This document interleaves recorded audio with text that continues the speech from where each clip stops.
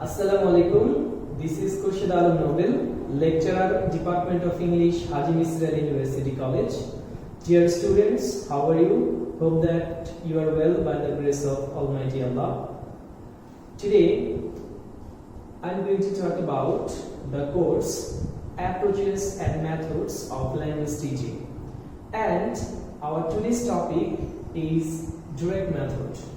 You know, there are many approaches and methods are found in language teaching, like grammar translation method, direct method, audiolingual method, task-based learning, teaching, post-method pedagogy, and some other approaches and methods. But today I am going to talk about one of the most important topics, that is direct method.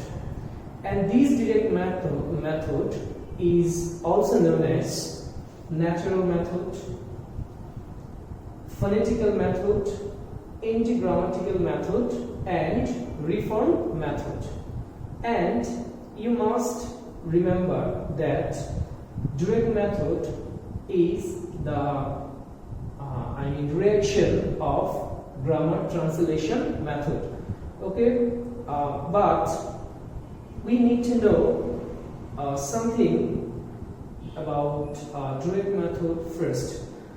First of all, background of this method, and we need to know why direct method is called anti-grammatical method, or phonetical method, reform method, or natural method. Okay, let's talk about direct method. Direct method is named direct because meaning should be connected directly with the target language without translation into native language. It means native language is not using here. Only target language is the main medium of instruction. Okay, and if I say something about the background of this direct method, it was developed by Maximilian Barlich towards the end of the 19th century in European countries, and it is used as natural way to communicate, like a baby learning its mother tongue. So it's a method where we can learn language like a baby.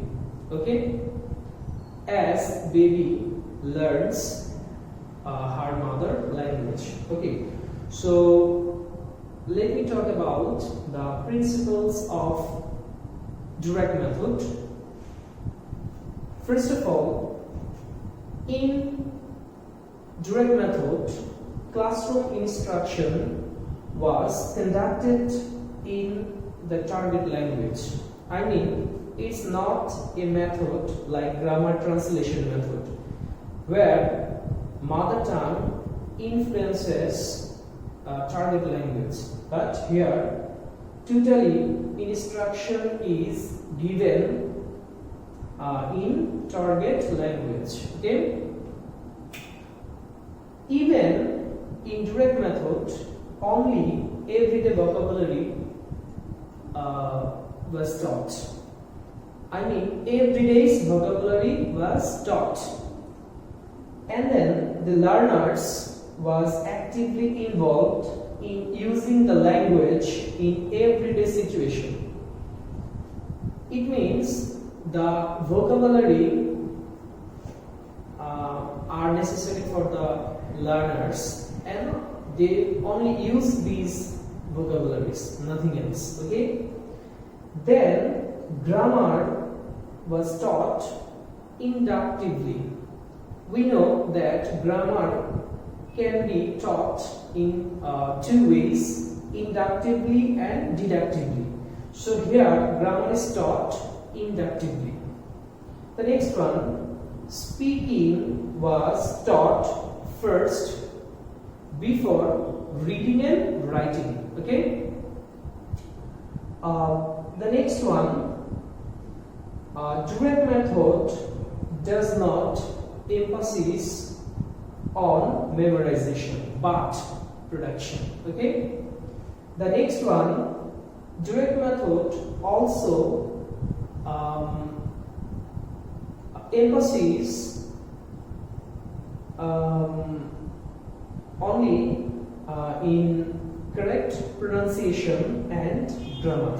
Okay. Let's talk about advantages of direct method. Learners have an active role here. The main focus of direct method is interaction between learners to learners. Okay. Learning is contextualized. So you must try to understand this thing. So first of all, context is set, then it is done. Okay. Learners learn the language, not about the language. That means they develop their skill. I mean, they learn the language, not about the language. Okay. The next one, another advantage is learners begin using language without fear. Here, learners get enough time to interaction with others.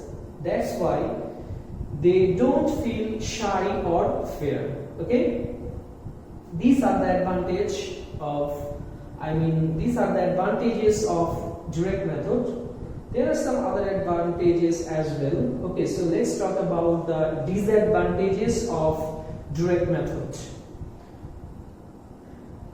In overcrowded class, this method is not effective at all. So it's a method which is based for only small size class. Okay. So for example, English medium school, because we know that in English medium school the number of students are small, I mean few, and class size is small, so it is applicable in English medium school.